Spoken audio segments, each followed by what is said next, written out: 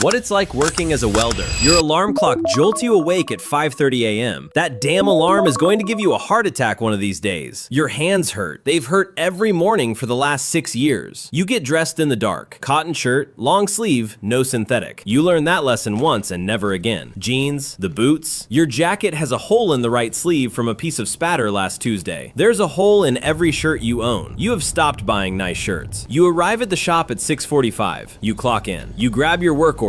You grab your hood, your jacket, your gloves, your skull cap. You walk to your booth past 4 other guys doing the exact same thing in silence. Nobody talks before coffee. Nobody talks much after either. At 7 o'clock, you lay out the print. The bracket is supposed to be 14 3/16. The metal in front of you is 14 1/4. You set down the tape measure. You stare at the print. You stare at the metal. You make a decision. At 7:15, you start tacking up. The fit is slightly off. You shim it with a piece of scrap. The shim is also from a piece that was slightly off. The shop runs on shims. At 8:30, you're laying a bead when the apprentice strikes an arc 2 booths over without yelling cover. You catch the flash in your peripheral. You don't say anything. You'll feel it tonight. You'll lie in bed with a cold washcloth and you will remember the apprentice's face. At 10 o'clock, break. 10 minutes. You eat a granola bar by the door. You don't take off your hood. You don't take off your jacket. Putting them back on costs more than the break is worth. At 11:30, a piece of slag finds its way down your collar. It rolls down your back and lodges between your shirt and your belt. You cannot stop the weld in the middle of a bead. You finish the pass.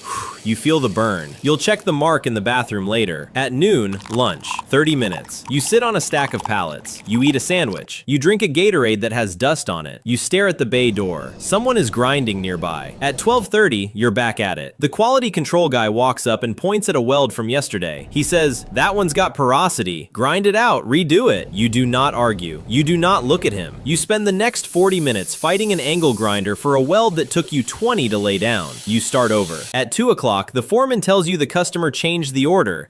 They want 12 more brackets by Friday. You look at the clock. You look at the steel rack. You start cutting. At 3:15, you do your final pass for the day. The weld is clean. Stack of dimes. Nobody will ever see it. You take a picture on your phone anyway, just for you. At 3:30, you clock out. Your shift is done. 8 hours, $184. The price of a tank of gas, a sandwich, and your dignity. You drive home. Your forearms are pink with welder's tan. Your neck has a sunburn shaped like the gap above your shirt collar. You smell like burnt metal and ozone. You shower for a long time. The water runs gray. You eat dinner standing at the counter. You're in bed by 9:30.